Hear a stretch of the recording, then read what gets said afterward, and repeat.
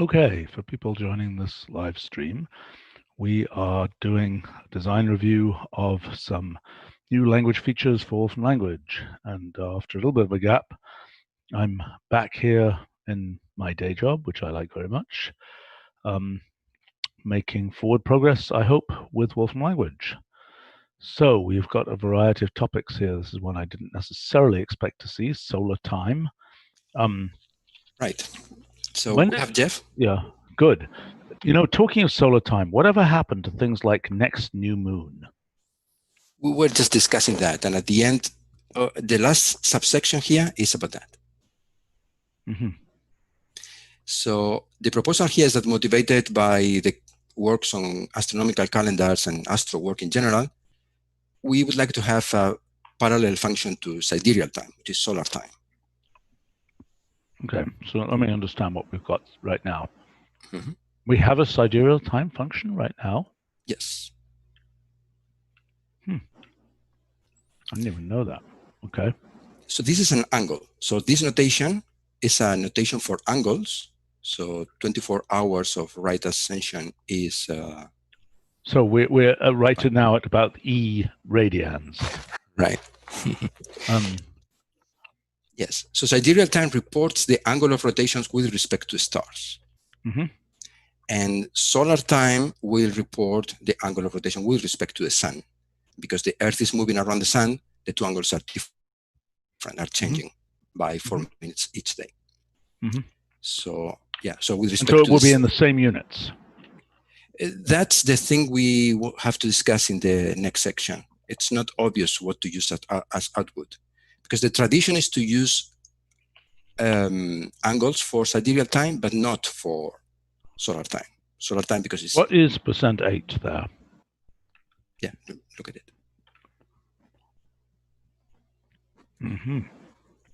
Yeah, so these are mixed units of angle.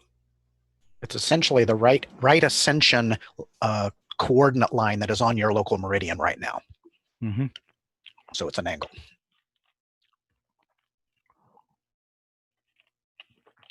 Okay. So are you proposing perhaps to use a time object for the for SolarTime as if it's a time zone? Yeah, so I think the two main possibilities is either a time object or a quantity time in mixed units too. These times of 2 hours, minutes, seconds. So that's the discussion in the next subsection. And if this is 12.2, there is this prototype in the Planetary Astronomy functionality. Okay. But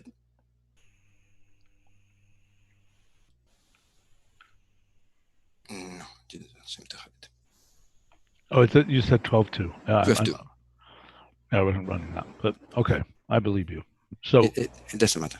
But for example, that example shows the use of this. So the difference between the SolarTime and the time object reports, for example, how far you are from your correct time zone, which for Champagne, we are moved 1 hour because of daylight saving. But other than that, we are almost perfect. Okay, so what's the question here? So you're saying the output type. Yeah. I do think having time object each these things would be good. Right.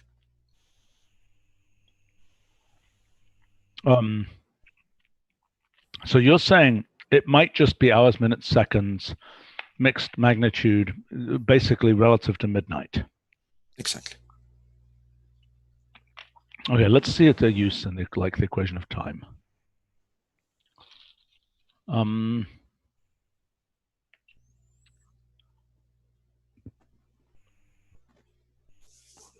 What's mean doing there? Oh, I see. Yes, it's just to have the zero there, the middle.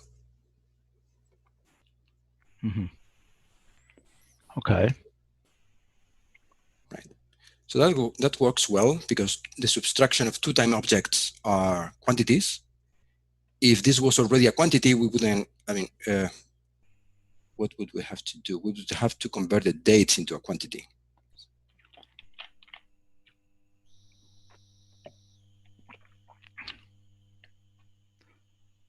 So wait a minute.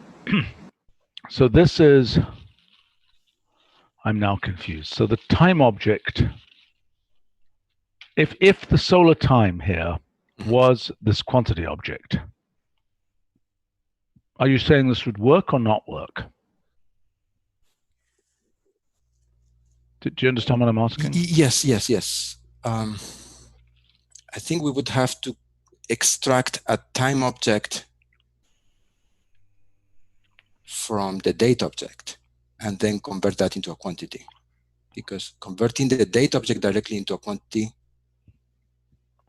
is not that easy. So this actual computation probably prefers time objects to quantities.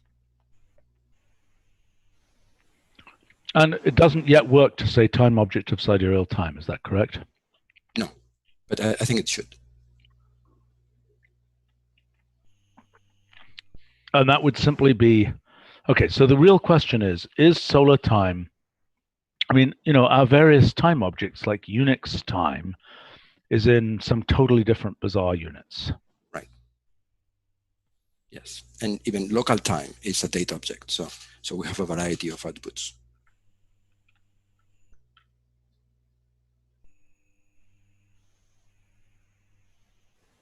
Why isn't LocalTime a time object?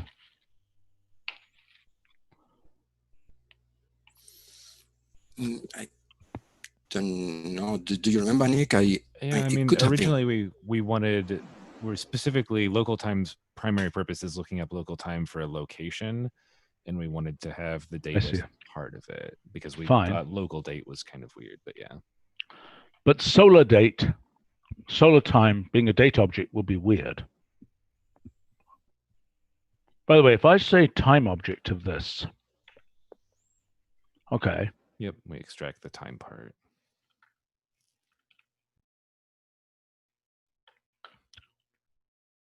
What the heck is that doing?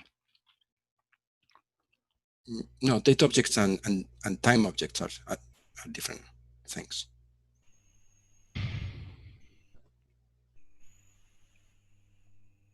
I have to admit, I've rarely found standalone time objects to be useful. Usually, if you're going to do anything useful with them, you have to instantiate them to some particular day in order to do additional things. But my use case is very limited. So,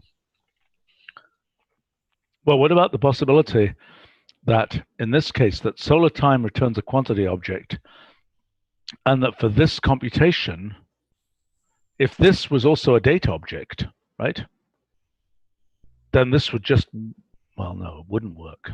No. Yeah, it would work if what happened is, no, it wouldn't work. If solar time was a date object, then that would work immediately. So date object minus dates, which are date objects. Sorry, if solar time was what? A date object. Yeah, but what date would it give? What you know, what day of the year?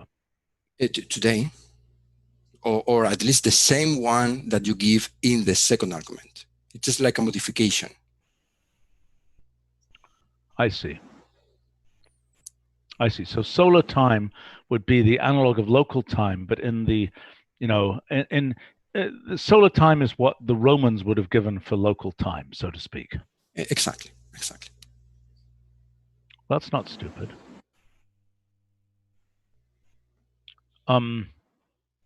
By the way, there's a question from our live stream from Ben asking, is this stuff computed locally? I assume that it is. Yes, it is. Okay. Yes, we have all the information, the orbital information needed, and this also relies on tables of the continuous version of leap seconds, which are there. I see. Okay. Jose, do we need different concepts for apparent solar time and mean solar time? I saw both concepts coming up when I was trying to read up about this stuff. So these reports apparent solar time, which is apparent solar time. Okay. Yes. The mean solar time is that's why I use the essentially. Mean solar time is this thing that is UTC plus minus 0.9 seconds at most. So, okay, but why aren't we allowing a time zone arrow local mean time, which is the solar time?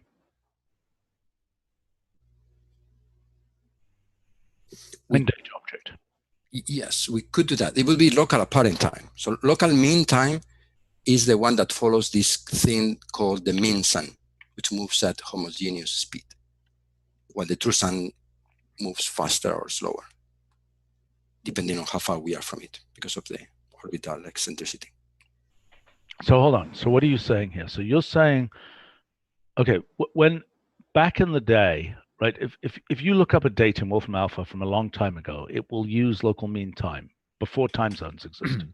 Yeah, and our name time zone database does that. So if you say the time zone offset for America/Chicago in 1800, it will give a local mean offset. How do I find that out? If I say time zone. If you say time zone offset. Yeah. And if you say America/Chicago as a, or any of the time zones there. And then the second argument has to be 0 because that's the time zone you're referring to. And then if you give a date that is like 1800.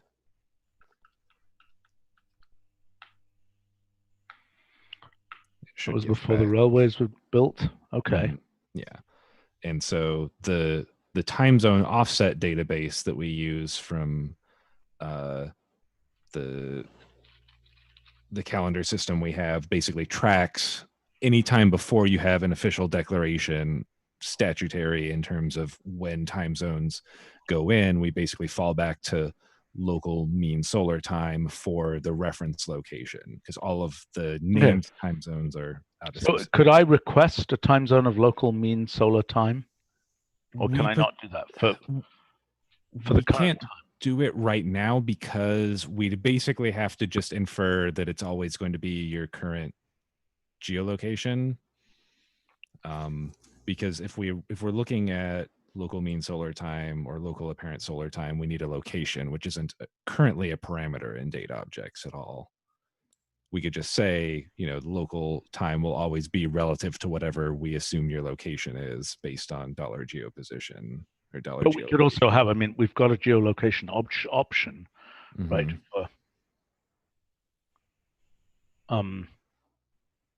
We could perfectly well have a geolocation option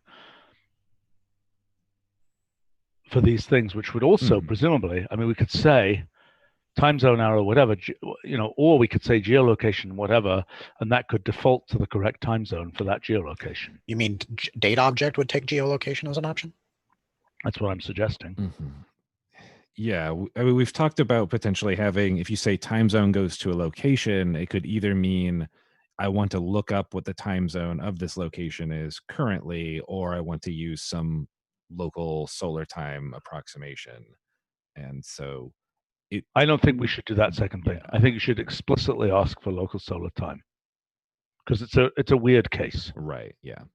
Okay. Yeah. I think, functionality wise, it's not hard to do. It's just thinking of, do we want to have those two interdependent options, or because location is potentially a parameter and other things with dates that have to do with astronomical calendars, but that's maybe a bit of a tangent for us to.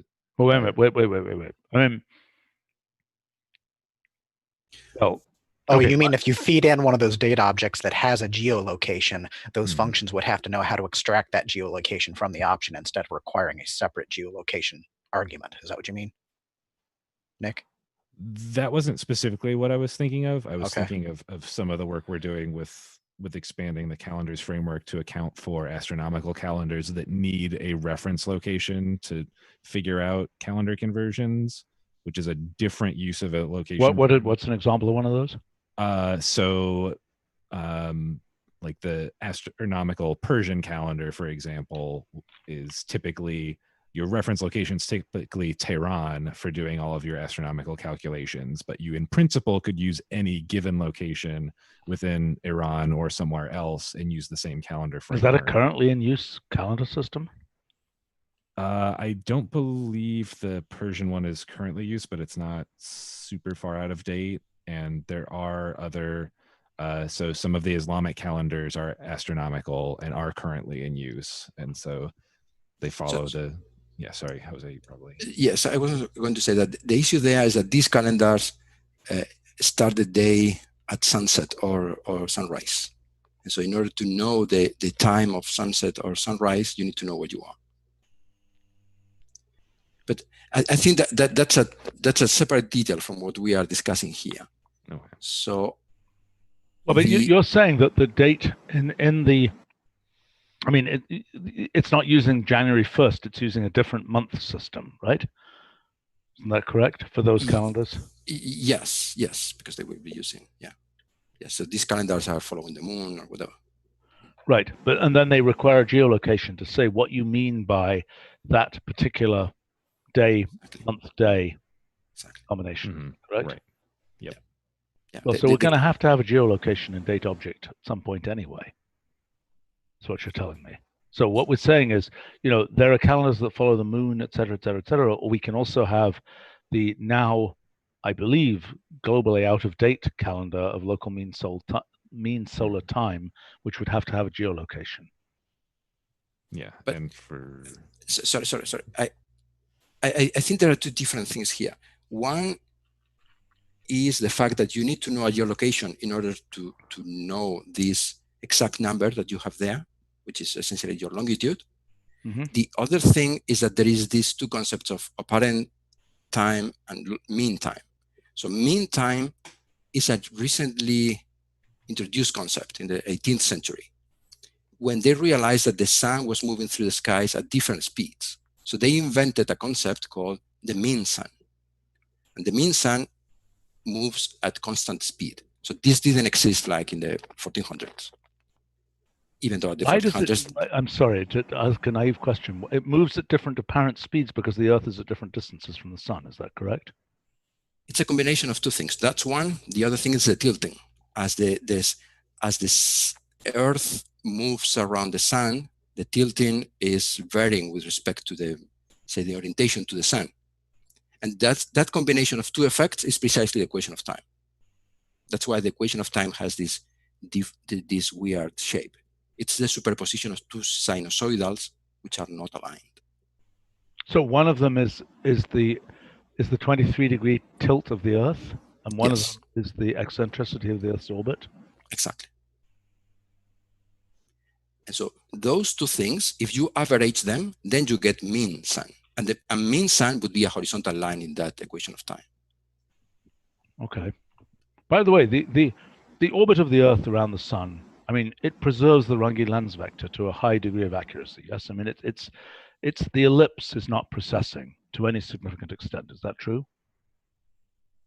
The ellipse is not precessing. I mean, perihelion, it's not like Mercury, where there's a substantial advance of the perihelion. Well, everything that can change in astronomy will be changing. So to some degree, it does change, but it's very small degree. So and in fact, on long terms, the eccentricity of Earth does change. That's a lot of the ice ages, things like that. They talk about, I'm trying to remember what the name of the precession of the equinoxes, but that's a different effect. No, not precession. It's the actual eccentricity does change, and so does the tilt of the Earth over long periods. And those two together. Well, the tilt is the precession of the equinoxes, isn't it? Yes. Yes. So Stephen is talking about whether the ecliptic precesses, and it does. Right. A little bit, but it does. Mm-hmm. Yeah. Okay. So let's go back here. All right. Let's unwind this. Okay. First point. Solar time. I think we're concluding it should be a date object with an effective time zone. Right. That is your longitude. Yeah, and we need to name it. I mean, we should probably put some kind of thing here that says, solar time or something. By the way, why is there a period in that GMT -5? It shouldn't have a period there. Minor point, but it should get fixed. Yeah. Well, because sometimes zones are found 4.5 or I'm well aware. 25. But if it's not 4.5, let's not have it be have a period there. Okay, I see. Okay, what are we going to call this? If this is there a standard abbreviation for solar time that we can put in here? Or we could just say solar there to indicate that it's solar time. Well, I think the important word here is local, even though local time is not exactly that. I think we should call it solar, because I think it's what, I mean, otherwise people will be just irreducibly confused. But okay, if it returns a data object, SolarTime returns a data object, then the equation of time is easy to compute. Mm-hmm. It's just the difference between a data object and for a particular location. Fine, okay. Now, this business about the mean sun versus the apparent sun, how are we dealing with that? Are you saying that SolarTime, which of those does SolarTime use? SolarTime is the true sun. And then our CivilTime follows the mean sun. What is CivilTime? Is that the thing we're proposing with a new time zone? No. The sun, the time that we get from now or data object. So the time of the computer is effectively mean solar time plus minus 0.9 seconds. No, but wait a minute. This particular thing here, mm-hmm. This is based on some, generalized atomic clock somewhere. This has nothing to do with the location of the sun. Well, it was synchronized long ago to be that. So that M there means it's the mean time. It's Greenwich Mean Time minus 4 hours. And Greenwich Mean Time is the one that is now following the atomic clock. That. Okay, yeah. I understand. So the mean in Greenwich Mean Time is because it is following the mean sun. Yes, that's how they first introduced it. Then they realized that looking at sidereal time was more precise because the equivalent of the equation of time, rather than moving 60 minutes, moves 1 second at most. Why does it move 1 second? Because you don't have to worry. It's nutation. It's the effect of nutation. Okay. Yeah. And so you can also average it, and you get mean sidereal time. So how do we get, from our system, how do we get mean sidereal time? Or is that what sidereal time is giving? No, sidereal time is giving the apparent sidereal time, the true sidereal time. Do we say that? No, but if you go to the page, to the author page, I just added a tentative note. Okay, all right, fine. I believe you. Right. Okay. So then how would we get mean sidereal time? Mean sidereal time is it's a time zone like SolarTime. Right. So the two mean times are effectively the same modulo proportionality factor. Mm-hmm. And yes. So look, what I would propose is that we have two things here. We have local mean solar time, local mean sidereal time. I don't know what are our time zones. Typically, it's we probably don't need to say time here. But we have those two. Each of them has sidereal. Each of them has, at least for local mean solar, both of them need a geolocation, don't they? But I think this is not correct. So mean has nothing to do with time zones. So what we need here is to say something like, you need to look at your longitude. So here the word is something like local longitude. We could say longitude, local longitude, location. I'm sorry, for which? For the time zone? For a time zone. To say, use the time zone that would be derived from your location, independently of which type of time you are working with. Right? So I see. So but isn't this called, when you see LMT, local mean time? Yes. That corresponds to this. What is that? So in general, when you see the word local in these astronomy functions, it means you are using your longitude rather than the longitude, that the average longitude of your time zone. Okay. Because time zone, when we say time zone Chicago, we are effectively using some average value here. But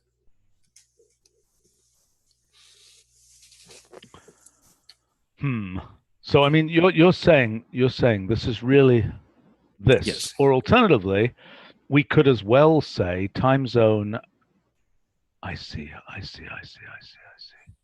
So if you do here bracket longitude in quotes divided by 24, that's the number we are looking for. Here,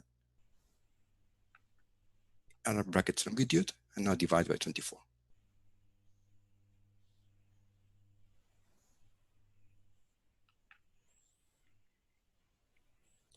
That's the number we want to insert there. So if we said time zone arrow local longitude, would that be clear? Yes, I think that would be very clear. Okay. And then we don't have to distinguish sidereal and solar, is that correct? Exactly, yes. Okay. And then if you say time zone to local longitude, then you would be able to give a remote geolocation rather than using the here geolocation. Right. And we would take the longitude of that location. Okay, but if you said time zone arrow a geoposition, what is it going to do? Then that is doing the same thing that time zone that this time zone offset presumably does. If I give time zone offset a geoposition, it presumably computes, like local time does, it presumably computes the local time. No, I think it does not do that. It computes the. Yeah, go ahead. Yeah, currently it takes the position and it looks up what the time zone associated with that is. So if you say data, that's what I would expect. That's exactly what I would expect. Yeah. So in other words, we could get back to, if we said local time of time zone arrow local longitude would return what? Solar time? Sidereal time? Which one? SolarTime. SolarTime. Yeah. The apparent SolarTime. And why? And what about the offset to get to sidereal time? In other words, should there be a time zone that corresponds to sidereal time? No, but sidereal time is 23 hours and whatever it is seconds. Exactly. Yeah. So the difference between solar time and sidereal time is this proportionality factor. I understand. I mean, so you're saying the days don't align in sidereal time. The days only align in solar time. Exactly. In sidereal time, it's Exactly. That's why people typically do not refer to a full date object. In the sidereal time case. In the sidereal time world, yes. Right, because it doesn't make any sense. Okay, right. Fine. All right, I think we have a plan here. So, go ahead. The thing missing is the mean versus apparent. And perhaps we could just have a method option that says, by default is apparent, and method goes to mean time. For which case now is this? Both sidereal time and solar time. And so for solar time of method goes to mean time would give essentially the same thing that now gives, plus minus 0.9 seconds. So does this make any sense? No. Time zone is only about your position, not about which time you are using. Sorry, remind me again, the apparent time versus the mean time. What's the difference? Yeah, so imagine the definition of noon. Noon is when the sun crosses your local horizon, right? Your local meridian, sorry. The highest point in your sky. Now, the sun is moving at varying speed. The mean sun is something that moves at constant speed. So they may cross that line slightly different times. Okay. And that's why you have this equation of time, precisely measuring that difference across the year. But you're saying that the thing that people, when they say solar time, they mean apparent solar time, because if it was mean, they would just use ordinary time. Exactly. Yes. Okay. Yes. So, I mean, I don't think we should have a method option. I mean, if you say solar time, you want the apparent solar time, not the mean time, which you could as well get by just using the ordinary date object. Right. So the only difference is this plus minus 0.9 seconds.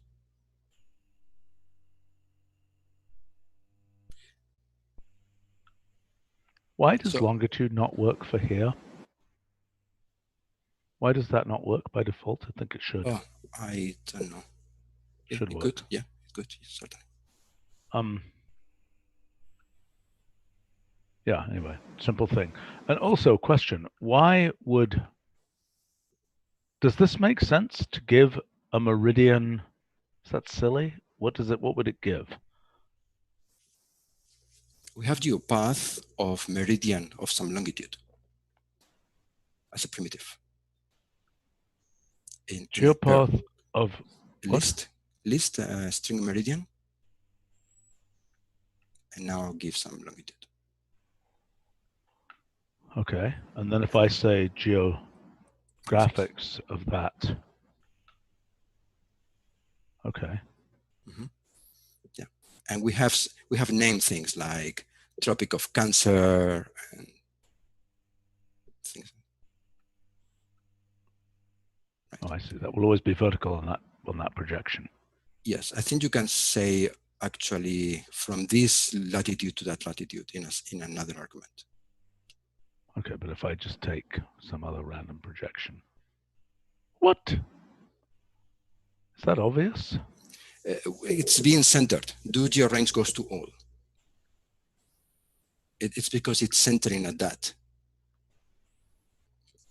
Without the E, more wider. How many E's? What with remove the first E.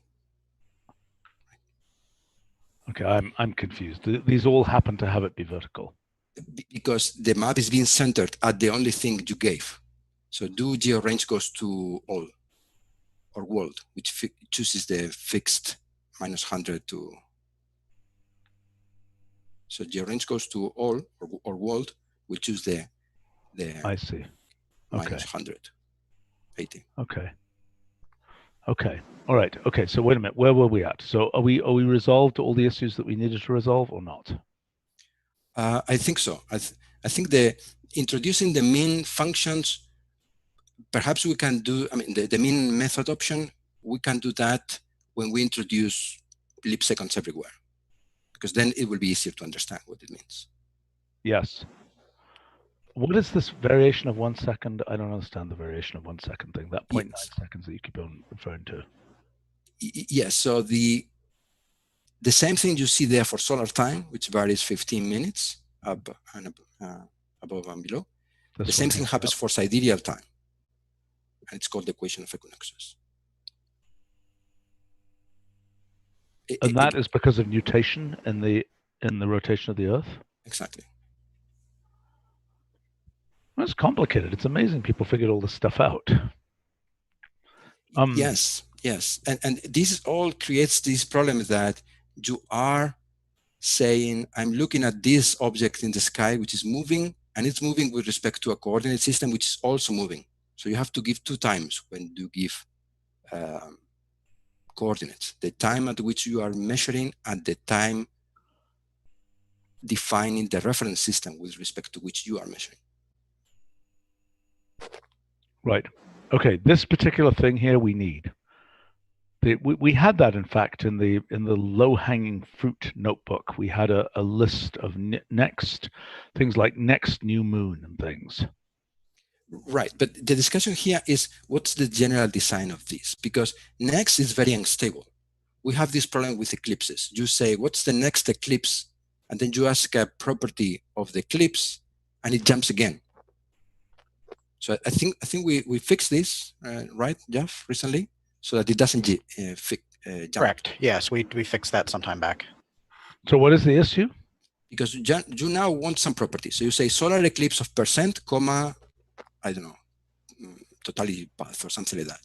And it would jump and give you the next eclipse because it was always defined to give you the next. Right. That's stupid. Yeah. And so we've basically addressed that so that it now treats it like it's entity-like, essentially. Yeah. Okay. Path of totality. I don't remember what's the name for this property.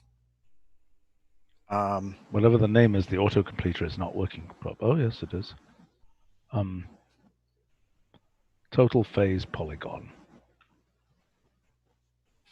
Oh, I messed up there. Okay, cool. Okay. Right. So the general question here is, how do you find some events in these oscillating functions? And so this looks very much like a find root computation. Okay, so explain that. So you're saying... So I'm saying that rather than basing things in the next concept, it should probably be based on find the event within these limits, because I know that this only happens every month. So I give you a month. It's like find the syzygies of some astronomical system. Exactly. Within this range. Exactly. Or find the closest approach, closest alignment. The perihelion or something. Exactly. And because it repeats, you need to specify in which period you want it. How does that relate to our repeating events in the dates framework? Like, in other words, if I want to know, when are the, give me all the, I don't know, Jewish holidays within this range or something. Is that a related thing? And how do we specify that? So that's the function Nick is working on called DateSelect, which you would give a range, a list of dates or a range of dates via an interval, and then you specify the criteria. And the criteria are, they're basically the elements available in date value, where there are properties of any given date or instance that we could look up.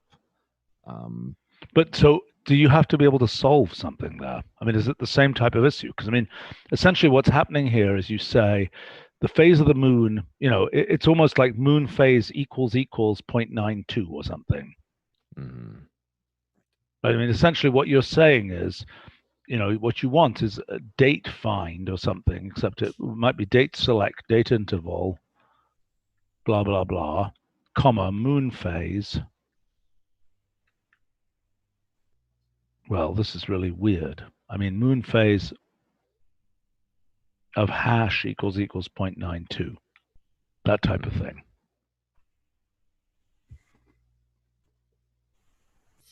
Right. These continuous cases look different and would require an internal framework that is quite different.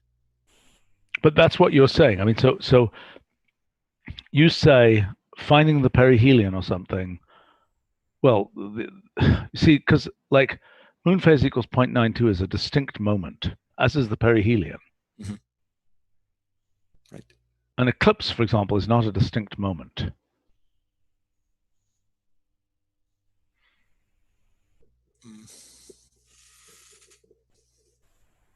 Okay, so you're proposing a find astro event.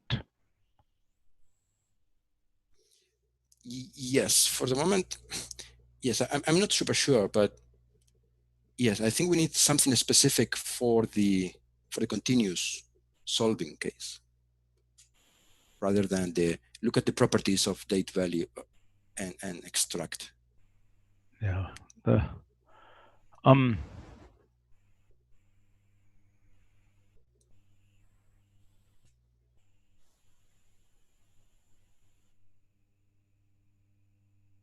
What are you saying? Sorry. Yes, I have the impression that the discrete cases and continuous cases here work separately. Well, are you suggesting that we have a find astronomical event? And I mean, we might have some special cases for next. I think we need a next full moon and all that kind of stuff. Next moon full and so on and so on and so on. This might be a special. I think that's a special case. Yeah, I mean, the Earth has one moon. We all live on the Earth. Let's support the moon specially. Right.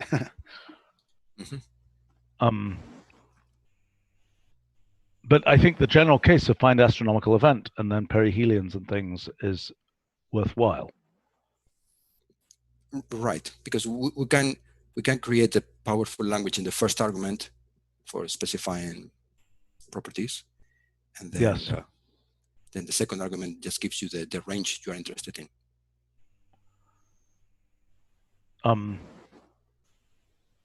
So we have a bunch of comments on our live stream that I want to address. Let's address them from the end. Ethan is complaining about our map backgrounds and their pixelation. We are working on that. Yes. In terms of the labeling, it's pretty ugly, I agree, and the coloring is kind of ugly. We're working on those things. Hopefully that will be done by 12.2, right? We have a first prototype of vector geographics almost finished.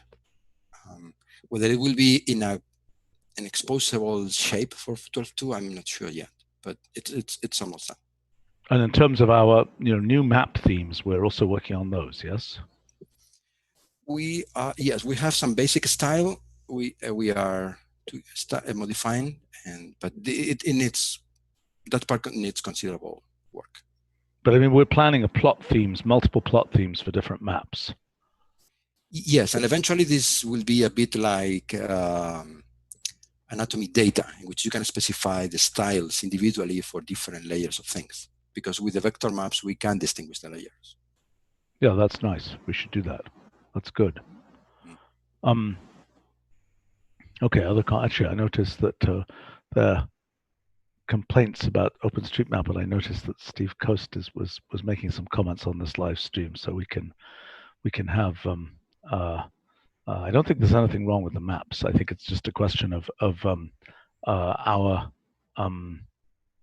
our rendering of these things, which was long delayed by the need to expand our infrastructure for delivering map tiles, which is now done. And so we should be ready to do these things and to make use of other things like GeoGraph, which I hope we'll be able to get soon, which is things like the graph structure of streets and so on. Okay, some other comments on our live stream here. There are questions about relativistic effects. We are not ready for those, basically, for all this stuff. I mean, this is surface of the Earth. Jose, do you want to comment on this? There are two parts here. One is the relativistic effects on time, and those will be added at the same time that we add leap seconds and other time systems.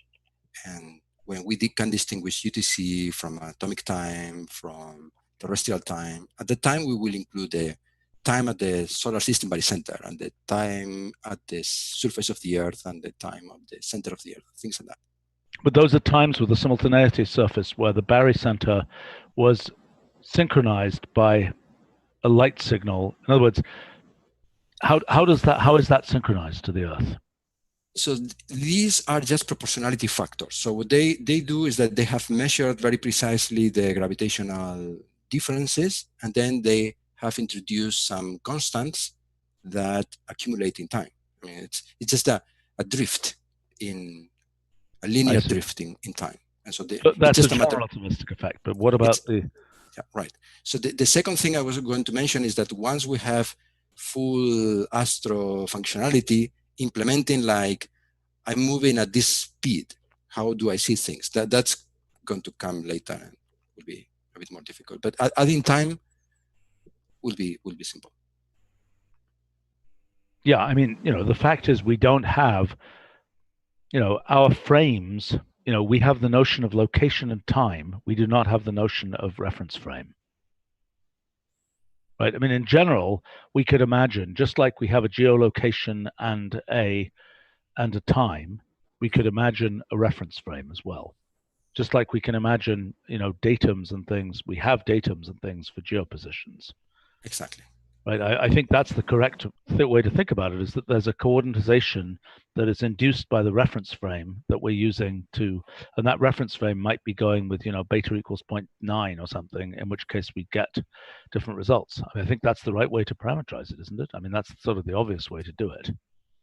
Right. So the future of astroposition will have frames inside, as you say, imitating the datum of astroposition, and then you will be able to say, oh, I'm referring to the center of the solar system or the center of the Earth. So. And will that also support things like whether you're talking about celestial coordinates like right ascension declination as opposed to altitude and azimuth, or is that a different thing? That's different. Okay. So that's not a difference in datum. So they are related. It's a bit like the distinction between projections and datums. It's here we have frames and coordinates. But the fact is that in principle, if you're, your friendly, galactic center black hole, for example, in principle, if we had the right data, we would correctly have the, if we specify the frame, we will correctly have the, time dilation and all those kinds of things in there. The gravitational redshift and everything, if I'm not mistaken. In other words, if you could give the what would you give? You give a metric tensor, basically. Is that right? Well, again, I'm expecting that the way to approach this will be by having pre-computed factors, because we know the difference in gravitational field is constant between the center of the galaxy and here. So we don't have to integrate the metric every time we do a computation. Right? I see. Your point is that we actually have to do essentially parallel transport to get from here, to know the time differences, the difference in the rate of time between here and the center of the galaxy. In principle, we have to transport something from here to there. Is that what you're saying? Well, it's an integration that gives you, like, in the end, it's like a quotient of two integrated things on the metric. But that quotient will be fixed, because if we are comparing the center of the galaxy with the center of the Earth, I mean, yeah, I get it. It's going to be the same. So rather than computing it every time, we will just pre-compute the factors. The same thing they do for the difference in time between the center of the Earth and the center of the solar system. It's a fixed, constant proportionality factor. But it's not always that way, right? I mean, if we wanted to deal with, I don't know, two black holes, binary black hole system or something, with complicated, I mean, then it certainly wouldn't be the case that given any 2 points there, how we define the coordinate system for those 2 points, that the difference in phase will be some constant, difference in, will be some constant thing that will be varying dynamically. Exactly, yeah. In a very dynamical situation, or you specify arbitrary points for which you haven't pre-computed the difference, you have to do it. Okay, that's a coming attraction. Let's see.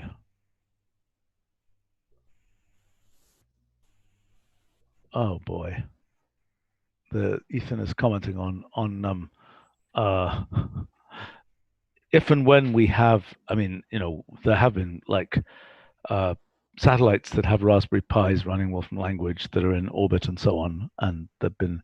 It'd be interesting to know how many of our how many Wolfram engines, Wolfram language kernels and things have been extraterrestrial so far, but it's a decent number over the years.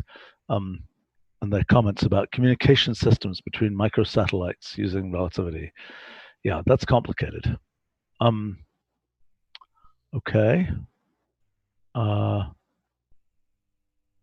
Steve is commenting that DateTime object should be a synonym for date object.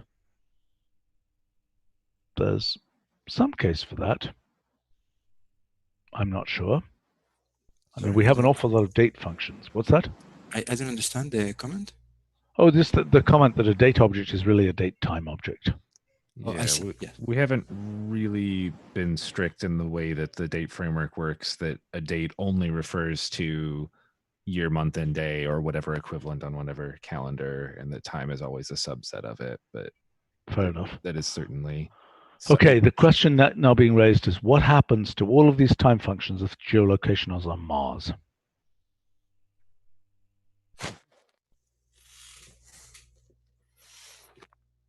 Well, we get an error message. What's that? No, go ahead. The concepts like SolarTime and SiderealTime are defined for other planets. So there might be a geomodel option in some of these functions. Is it easy to add? It's definitely not worth a huge amount of effort to add that. What about for the moon? That's a mess, right? Because well, it's a matter of knowing with high precision the rotation. And yes, the moon is a complicated system, yes, because its rotation is so tied to its orbit. Right. But for other planets, it should be relatively easy. Well, what would we return? I mean, the only thing we can return is local solar time, right? Because nobody defined time zones for the moon. Right, exactly. It will be local, and somehow we would have to probably specify inside that this is Martian time. Yeah, but what's the zero of Martian time? How does it know when the does it the sidereal time, is that defined? I don't know, what is it? First point of Aries or something? Is that right? I don't know when. What is the zero of solar time? The zero of solar time is the position of the sun. So noon is when the sun crosses your meridian. So if you know your longitude, then you know solar time. I see. Okay, so we can define solar time for these planets. Yes, as long as they have defined a good notion of longitude, which for Mars there is. It's the one we use in our maps of Mars. Well, so is that for the moon. I mean, but the problem with the moon is, do we have any function that currently gives us the rotational state of the moon? No, exactly. We don't have that. And because it's not constant, then it's complicated. Because for Mars, we can assume it's rotating more or less constantly, like the Earth itself. Mm-hmm. But the moon is very complicated. But so the notion of, I see, the point is there is no notion of local solar time on the moon, because the fact is you would normally expect, a lunar day is 28 days, is equal to a lunar month, roughly, give or take. Mm-hmm. And so you could say that local solar time on the moon is determined by a 28-day cycle, but that's probably pretty silly. And so, okay, so I don't think it makes a lot of sense for the moon. And we might get errors of 12 hours of things like that, right? Because the rotation of the moon, this 29.5 average can vary a lot. Yes, I get it. Right. So there's no meaningful mean solar time on the moon. Well, precisely the mean might, if we use the exact 20. I see. Right, but they may differ from the apparent local solar time by a substantial amount. Exactly. I think this is one of those problems that we are not going to solve. I think we should generate an error message if the geo position is on the moon. Right. Let's see. There's a question here from Brian. Is there a way to calculate Earthrise from a particular position on the moon or Mars? That's a good question. How would we do that? Well, because the moon is basically face locked to Earth, for all intents and purposes, the Earth never rises from a fixed location on the moon. It'll stay in the same basic position. It'll wobble around a little bit, but there really isn't an Earth rise. The sun will rise, but Earth will be in a fixed position from a given position on the moon. I mean, the Apollo 8 Earthrise or something was because the spacecraft was orbiting the moon. Right, exactly. But for Mars and other things, yes, in theory, there is a concept of sunrise and sunset times. Well, I mean, that's basically just looking for the positions of stars from I mean, we should get that almost for free when we have this whole astroposition stuff working correctly, because we'll know what in celestial coordinates, what the position of the Earth is, and then we just have to map that into the local coordinates, altitude and azimuth on Mars, don't we? Or am I confused? No, I think you're right. Okay.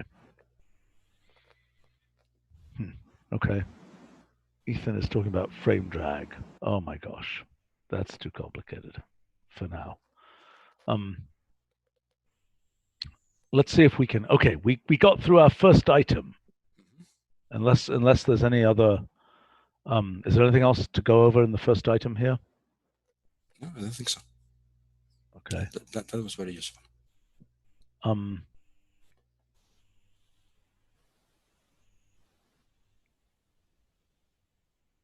Yeah, SWSH is pointing out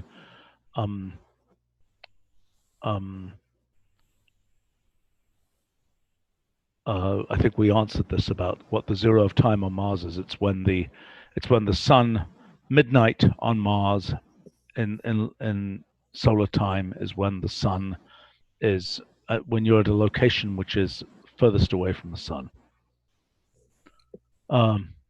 Okay, there's a complaint here about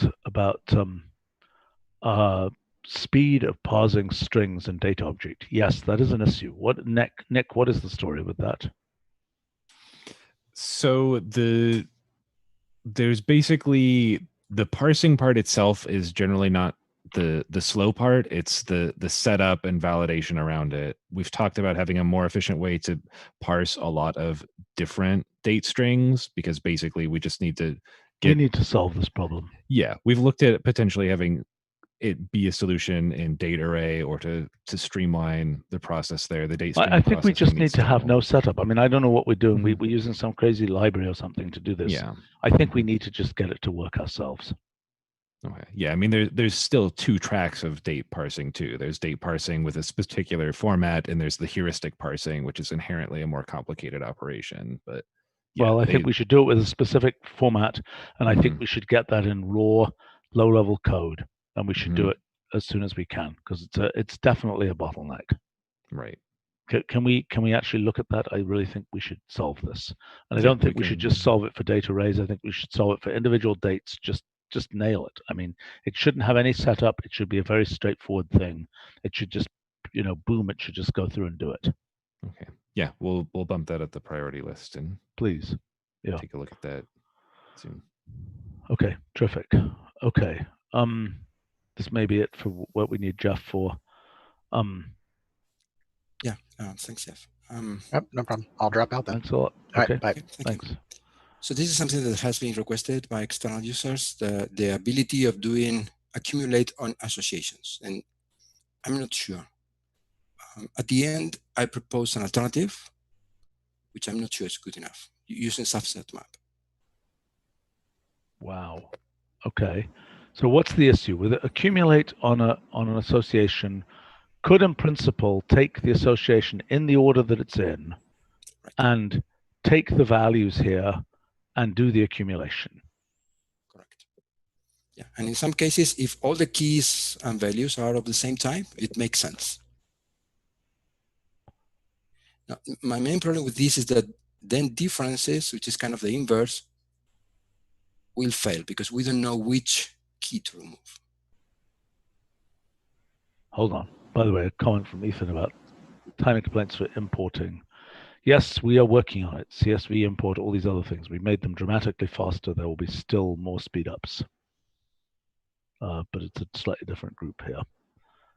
Okay, so the issue with differences, why, I mean, for a list, don't we know which one we're dropping? I mean, we're dropping the last, I see what you're saying. The question is, what's the alignment of differences here? It's like partition. If we were to do partition, well, no, partition wouldn't eliminate. Partition wouldn't eliminate. If you partition by 2, you don't eliminate anyone. But in differences, it's not clear whether you are removing the first one. You eliminate the last. I mean, if I do this, and I say, does this work? I have no idea. I can't imagine this works, because what's it going to return? No, because exactly this doesn't work because we don't know which head to introduce. This is a slightly different problem.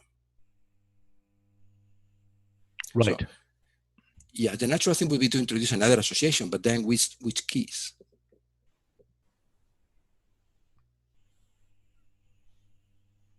Okay, what is the use case for accumulate on an association? So I think it has been suggested by having associations with data, for example, COVID data, which is now used much. So if you have dates go to cases per day, you want to accumulate them. Why isn't that a time series function? I mean, that thing is a time series. It could be, yes. But I guess this comes from people saying, I have an association, I want to work directly. But as I said, subset map works nicely with these, so perhaps that's the solution we should propose. I don't even understand what that's doing. What is subset map doing here? So it's extracting some elements, doing the accumulation on the list, and then reintroducing them. how is it? So, okay, so the point here is, I mean, okay, the basic point is accumulate isn't a problem, but you would expect differences to be the inverse of accumulate. Yes, Right? I find myself using both together very frequently. And the issue is that unless you put a 0 at the beginning with differences, there's a mismatch in the length, right? Right. Because there is a unique, I mean, it's not a one-to-one mapping between accumulate and differences, basically. In other words, for a given accumulation, there are many differences which would satisfy that accumulation. Right? It's like a constant of integration, so to speak, for you know, accumulate is integrate or something. Accumulate, which way round is it? Right. You know, accumulate is integrate. Well, I'm a little bit confused about how this goes, but basically differences, there is an arbitrariness. You can add a constant to everything, and right? Yes, I think it's very clear if you write differences of ABC and then do accumulate on that, you see the constant appearing.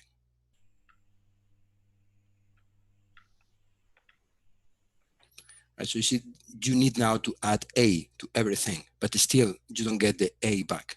You only get B and C. Is there a way in differences of specifying? I mean, right now differences, I see step S apart, but like partition, there's a question of where does it start? In other words, right now differences can't give you a thing that starts with 0. Exactly. Yeah. Exactly. Yes, that's a good point. We don't have the offset argument of partition. Right. But if we had that for differences, I mean, in other words, differences, there's an identity between differences and partition, which probably should exist, which right now, this is the same story. Differences step S apart. Is that correct, actually? Is that the same as what would happen in partition or not? I'm not sure I see the relation No, with it's partition. not. It's not the same thing. It's not the same thing. Never mind. Wrong. I'm wrong. Okay, but there is an offset there. Now, if differences were to put 0 in the first argument, then we would be able to have accumulating differences be inverses of each other. And it's not obvious to me that we shouldn't just make that happen for differences of an association. Or is it too weird? I mean, differences in association, it's like, be happy it actually worked. And the fact that there's a 0 at the beginning just doesn't seem to me, you know, obviously stupid. Well, this is a bit like what happens with quantity stuff. Which kind of 0 do you need? It's a 0 meters, a 0 real, a 0 integer. Introducing a 0 arbitrarily is usually problematic, I think. Well, but isn't that 0 whatever you get by subtracting, you know, the first element from the first element? That's what it is. Okay. And I don't know what, I mean, if I say, you know, 1 point minus 1 point, I'll get 0 point. Mm-hmm. Yeah, so you're saying we can deduce which 0 would be needed. That's what I'm thinking. Yeah, I think differences, I think you can define differences perfectly well for an association. You just have to have that 0th first element. Now, what other functions go with this? And for example, I would claim that the second differences and things is also definable, perfectly well definable.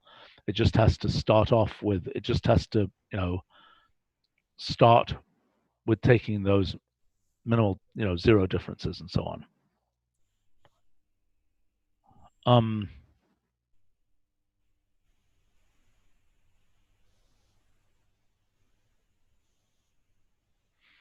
Okay, so is that a reasonable approach? I mean, I think we should just do that. Make accumulate and differences both work for associations. Any objections? And we should. I think I need to think a bit more. The case of higher differences, introducing many zeros, I'm not sure it's the correct thing. I wouldn't know where to put them, at the beginning and at the end, or at the beginning. What's that? Hello? Yeah. That was really weird. Did you hear those very loud beeps? No. I heard them. I heard them. Could have been on Jose's end. Okay. So maybe No matter. my computer misbehaving again. Okay. Well, think about it, okay? And that's my first cut at how to make that work. Okay. So in the echo front, we were discussing this function that would report the expression before evaluation and after evaluation. Mm-hmm. And so we had discussed this echo before after, and so here we were trying to see how to nest them and how they relate to this other function that holds the first argument, because in order to report something different before and after evaluation, you have to hold the argument. Indeed. Okay, so what does this do? So echo before, after, it might have a prompt, echo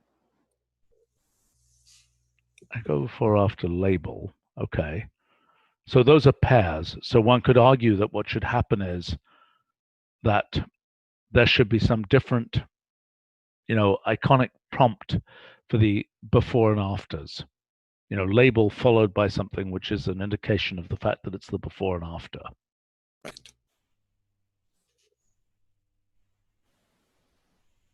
I mean, I almost feel like it's some kind of bracketing construct that's needed to indicate the before and the after.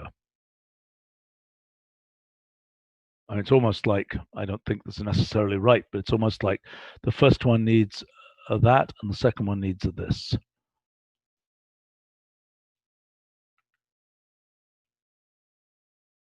I don't think that's quite right, but something like that. Mm-hmm.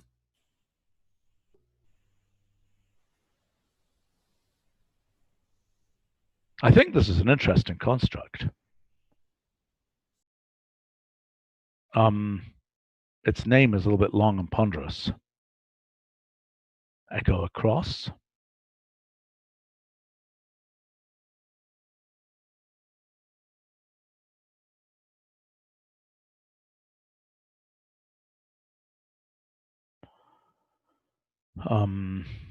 Echo evaluation.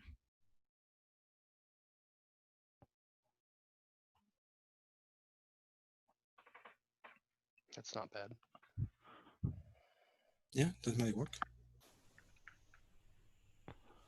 Okay, various people are pointing out, Ethan says the function exists in general utilities, and Tally says, yes, he wrote that.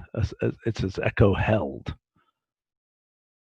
And Brian is suggesting echo strew. I don't even understand that. Is that like an old English word? Strew.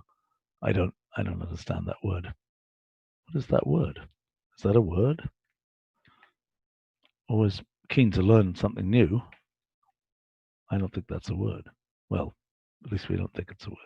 Why does this take so? My gosh. Huh. Well, not in my, whatever it is, 45,000 known words. I guess you say something is strewn about, perhaps. Yeah. You say it's strewn, but I've never heard it in its non-past participle form. Huh. Okay. In any case, echo evaluation seems not completely silly. What does echo held do right now? The general utilities echo held. It's echo hold, and it prints the same things, but with an arrow between them instead of on two separate lines. And there's some clickability. What do you mean clickability? What does it allow you to click on? Let me see again. I'm not super familiar with it. Okay.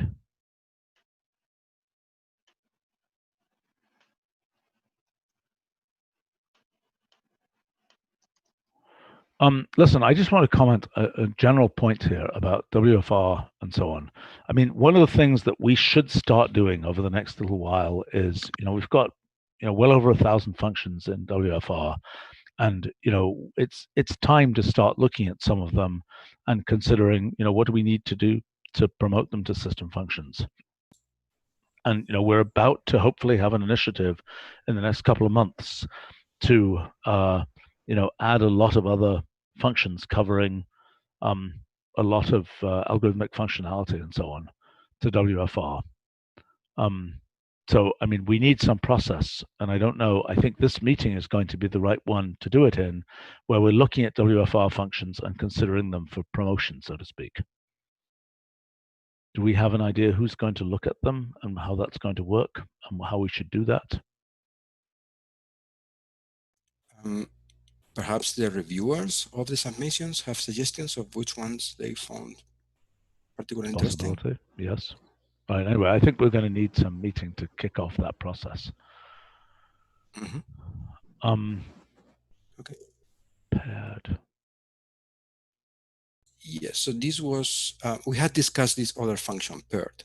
Yes. And this was a discussion of whether we can get via paired the same behavior of echo evaluation. No way. As I agree, the whole thing is going to get too complicated. I mean, this is a convenience function that's easy to write. And I don't think that's realistic to have it be combined. But okay, so let's look at, can somebody, how do I get this?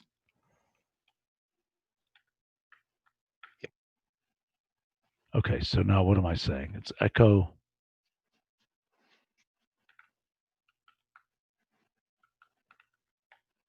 Echo hold. And 1 + 1. Yep. Okay. And what does the pinkery do? Youch, what is that? I'm assuming this was useful for some debugging purposes, but I'm not sure. It's cool, but look, I think in the case where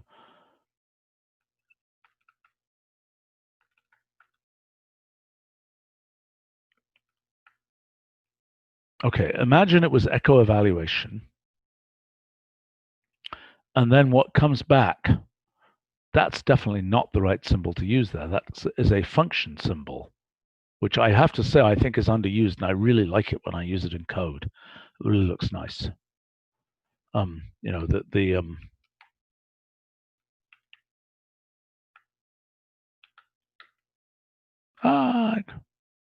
Clearly not this. It's really nice. Okay, so echo evaluation. Then the idea would be it simply echoes once before, once after, and the only question is what are the prompts look? What do the default prompts look like?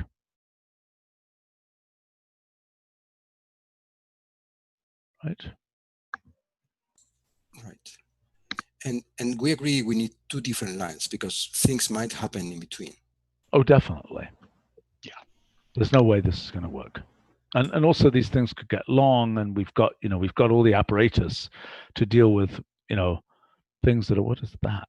Oh wow. Well, it's a early version of click to copy, I suppose.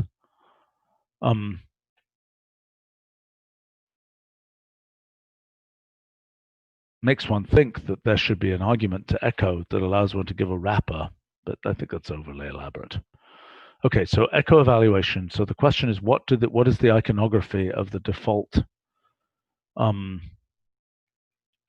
What's the default iconography for this? Right now we have, for general echo, we use that kind of thing. And for echo with a label, same.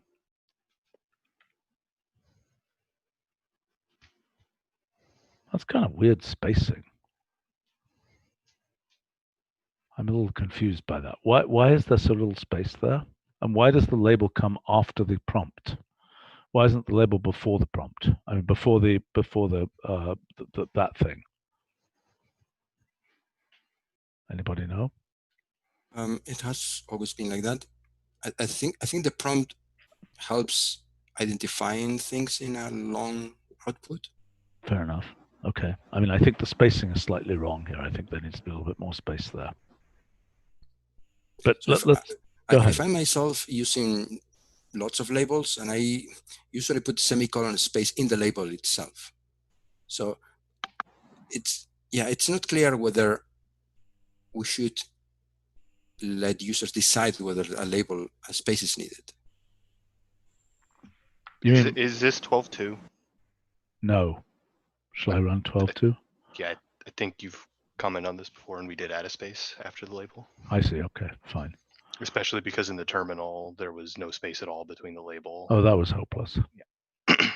Okay, all right. But so the main question here for echo evaluation is simply the iconography, which you're saying it needs to be iconography independent of the label, because the label might be added anywhere. I mean, the label could be, we're going to assume that it's the same label going in and coming out, so to speak. There's a separate issue of having a label, you know, a label on the way in, a label on the way out, so to speak. Right. Right.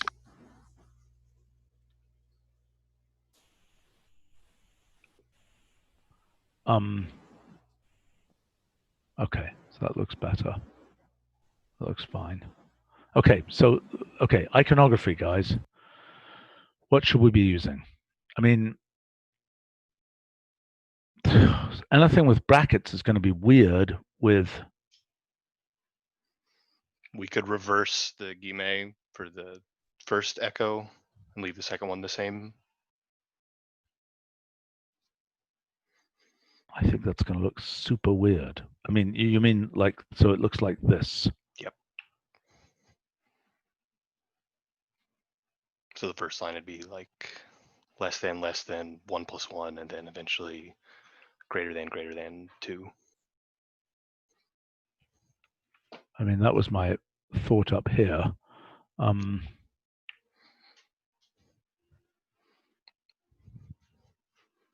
It's not absolutely abominable. The second thing that gets echoed is identical to if you. Yeah, which is kind of nice. Yep. Because it would be it is the correct generic echo. SWSH on our live stream is suggesting a tutorial about these things called debugging acoustics, which will be misunderstood as something about our audio functionality, but also, thank goodness we don't have by default things where people, you know, like the very first computer I used very long time ago had a tone generator connected to it, so you could actually hear it's the execution of a program in some sense. It was amusing. That's about all that can be said for it.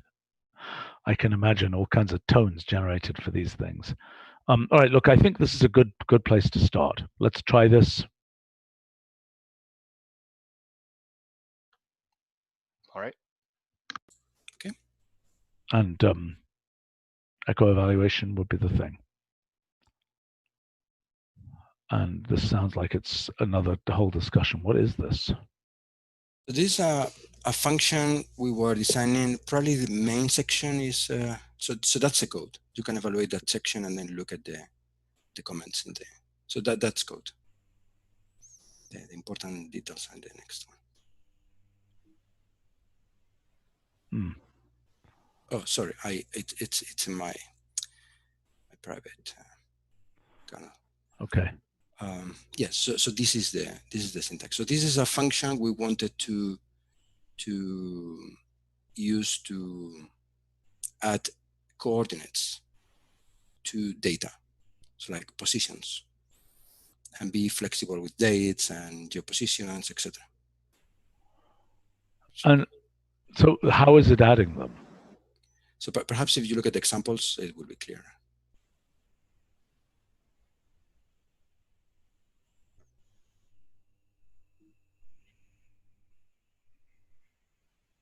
Okay, so attach coordinates ABC. Yeah, this is a useful piece of functionality.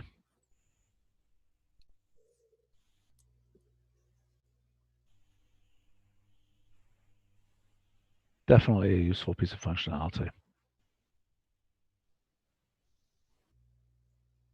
Yes. So yeah, this was just to continue the discussion of the syntax and how many possibilities. You can go to evaluation and choose local. It is, I forgot to change my kernel. Yeah. Yeah, there you choose the local. Or default. Or, yeah, I guess default.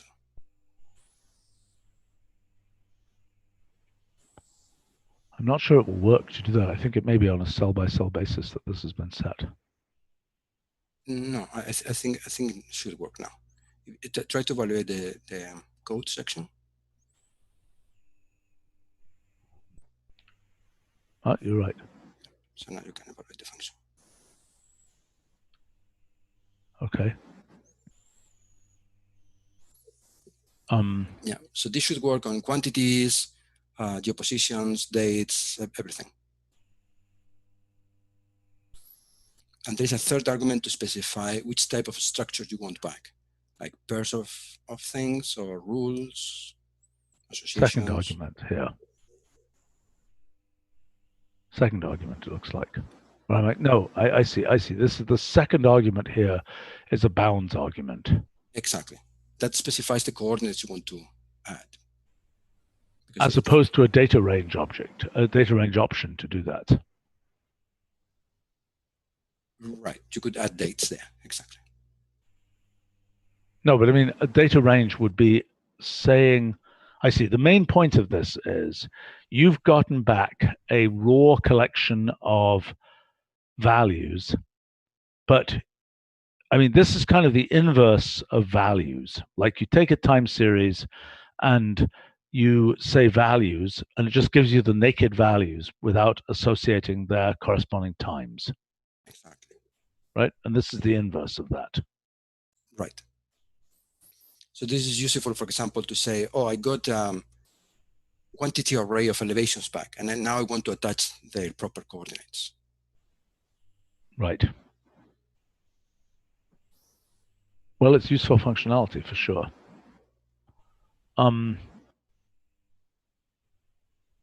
But by coordinates, what we mean is the thing will scan over, take the second argument as bounds, as coordinate bounds, basically. And then it will kind of assign those. By default, it will take those coordinate bounds from the first argument, if it's obvious what they are, like part numbers. But if not, it will take it from the second argument and will equally space things in those in a series of levels. Right. So if you just give a pair of arguments there, it will, at the top level of the first argument, it will equally space things between those things like a range. Exactly.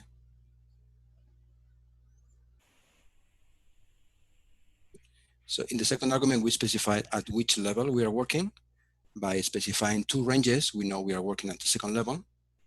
So it will introduce coordinates homogeneously at the second level of the first array. Yeah, I get it.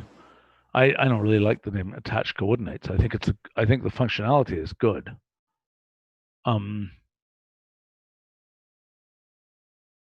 What the heck are we going to call it? We had some other possible names here. Yep. Prepend is bad.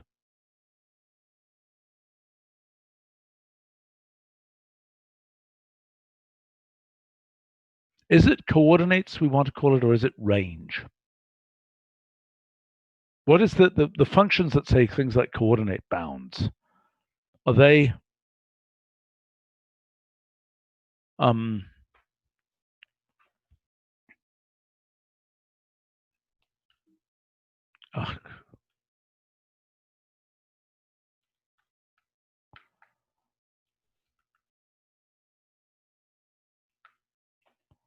what's that? Why did it do that? I'm confused by that. Because it's considering you are giving a single point in 10 dimensions. So try something like random real 1 and then 10,2. So that's 10 points in 2 dimensions, and I will give 2 ranges.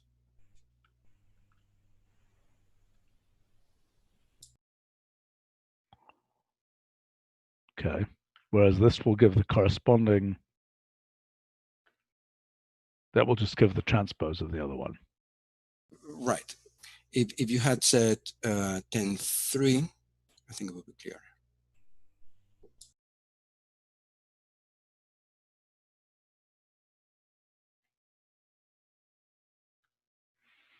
Right. Now, why do we think that the coordinate attachment thing doesn't want both of those cases? In other words, what you feed it in is essentially either a bounds or a bounding box, if I'm not mistaken. Yes. I'm just following the idea that in general, we use more bounds than bounding boxes.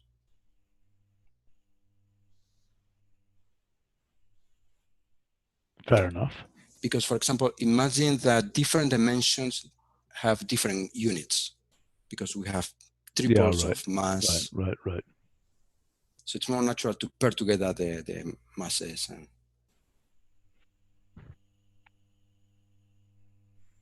And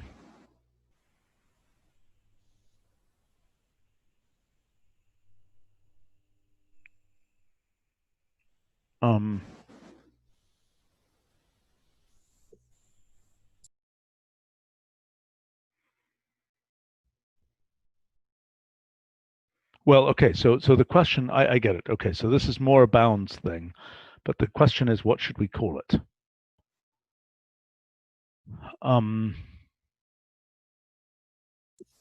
if we continue with the idea of coordinates, I liked coordinatize, because it's a single word, but I find it sounds a bit too technical. It sounds like we're doing general relativity. I've been spending too much. Listen, I've been trying to figure out how to coordinatize metamathematics. It's actually a very interesting problem. In other words, you imagine the space. What's that? I didn't understand what you mean. Well, so imagine the space of all possible mathematical statements, right? I want to coordinatize that space. The space of possible mathematical statements, they are connected by deductions, right? You can get one statement from another, at least if you assume certain axioms. But now the question is, how do you coordinatize? You've got all these things. You've got this big network of what follows from what. But what if you want to actually give coordinates? What if you want to have a coordinate system that describes, you go from one statement to another? And I think the tentative belief is that model theory is essentially the coordinatization of metamathematics. Okay, the preview of actually, we're going to talk about this tomorrow, but a preview of I think we are figuring out what the analog of the Einstein equations is in essentially metamathematical space, and where basically the analog of geodesics is shortest proofs. I see. So in other words, the concept is, and I think that the analog of our causal invariance stuff is essentially the univalence axioms. Anyway, it's an emerging discussion, but this is quite irrelevant. I'm sorry, it just happens to be what I'm thinking about. It's kind of the preview point, and we should wrap this up. And the preview point is really that the question is, in physics, there's all this complicated stuff that happens, but we as computationally bounded observers sample only certain aspects of what's happening in the physical world, and by virtue of what we sample, we conclude things like general relativity or quantum mechanics are features of the world, even though the low-level machine code of the world is something very complicated, but those features are still identifiable to us. And similarly in mathematics, what I think is the case is that the underlying all possible mathematics is a horrible, messy, computationally irreducible thing. But my current speculation is that the core axioms that are used in human mathematics basically are slicing off aspects of sort of metamathematics that are much more ruly, much less unruly than the general case, and that's a a consequence of essentially what in set theory is the extensionality axiom, or what becomes the univalence axiom, which is essentially the axiom that says things that can be proved equivalent can be considered identical, which is kind of a coarse graining statement about metamathematics. Anyway, this is irrelevant to the current discussion. I don't know why I have no credible excuse for bringing this up, except for the fact that I'm all excited about the analog of general relativity in metamathematics. Does that make any sense, or was this too short a description absolutely incomprehensible?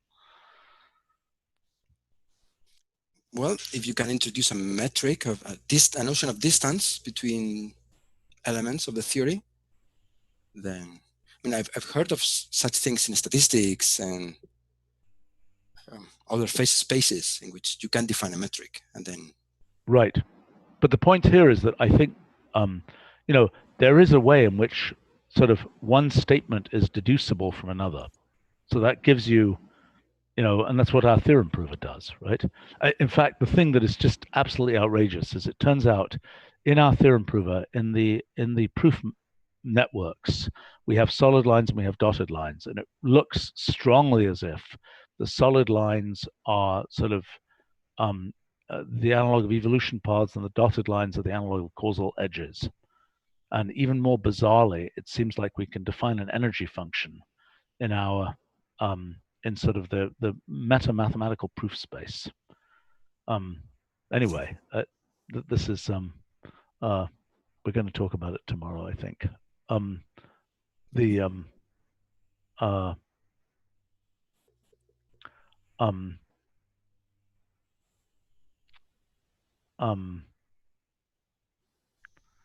Yeah, people are commenting on these comments that I'm making. Come tomorrow, we're going to discuss metamathematics and physics tomorrow afternoon, which I'm looking forward to, and I really think it's really a quite wonderful piece of unification between physics and mathematics. And the most bizarre feature of it is it reveals that mathematics is a more human activity than physics, which I think is really kind of interesting. That it's more, there's more kind of empiricism to mathematics than there is to physics in some sense, I claim. Anyway, this is irrelevant. We should wrap this meeting up before we go too deeply off into the depths of mathematics. Okay, I got to tell you. So you might ask, what is the analog of mass in metamathematics? Okay, and the speculation is that the analog of mass is abstraction. And that what you're talking about is the paths of geodesics that correspond to proofs around, and the issue is sort of how much abstraction is there in a particular kind of area of metamathematics, and that somehow is what determines the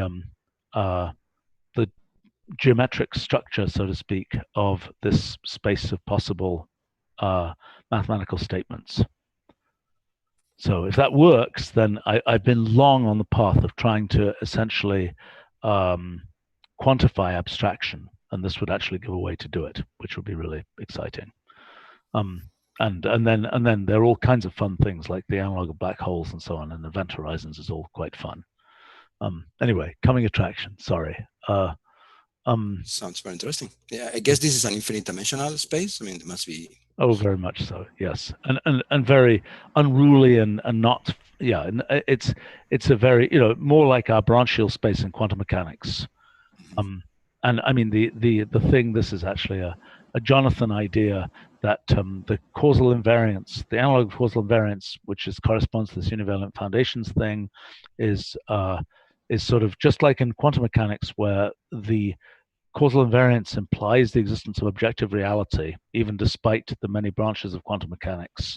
That same thing would imply the existence of objective reality in mathematics, which is an interesting claim. That is the analog. Yeah. Anyway, too many things to talk about. By the way, yesterday we were talking about higher order corrections to Einstein's equations, and the possibility of viscosity in space-time. and it looks like, again, this is irrelevant, and I really shouldn't be, but it looks like the next order corrections are of the order of the elementary length divided by, like, for example, we can look at the attenuation of gravitational waves, and well, essentially the characteristic length of a curvature change divided by the elementary length appears to be the or rather the elementary length divided by the characteristic length of a curvature change appears to be the analog of the Knudsen number, which would then give the order of magnitude of corrections to the Einstein equations, which unfortunately is very tiny. I mean, that number is absurdly tiny. It implies, for example, that the attenuation length for gravitational waves of the frequency detected by LIGO is 10 to the 84 universe radii, which is quite big. Yeah. But the thing that is sort of strange there is this question. Actually, I could ask you, I'm sorry, this is all irrelevant, and I apologize for the well, there's questions about what the analog of dissipation is in our models, and what it is in, I mean, in relativity, the structure of the theory on a large scale, well, there's a question of how energy conservation should be thought of as working in, if you have a rapidly varying metric, how does energy conservation work? Well, the fundamental idea in general relativity is that one doesn't have a notion of local energy. You cannot assign energy to a finite region. The only thing you can do is assign energy to the whole space-time. And therefore, the idea is that energy is being radiated towards Scry. And then at Scry, you can say, taking into account the energy that has been radiated, this is the sort of dissipation, the energy is conserved. So the energy that remains inside plus the energy that has reached infinity, that's the constant. But you have to always ask about the total energy. The difficult thing in general relativity is assigning where the energy is. Right. Fair enough. I mean, that's not inconsistent with what I think is going on in these higher order corrections. Okay, somebody's asking on our live stream, am I a Platonist? I am about to have a really quantitative way to discuss that question, I think. And so it will become something that transitions from being philosophical to being pragmatic and computable with. Anyway, all right, I think it's time for us to wrap up here. We clearly need this name. The functionality is looking really interesting for attached coordinates. I think coordinate eyes, and that caused me to go off on a ridiculous tangent here. I think coordinate eyes is a little weird and technical sounding. I don't know what we should do there exactly. Okay, needs a name. Right. All right, we should wrap up for now. Great. I look forward to talking to you all soon, and thank you to folks on the live stream. Good and interesting comments. And maybe I'll see some of you tomorrow in the discussion about metamathematics. Okay, talk to you all soon.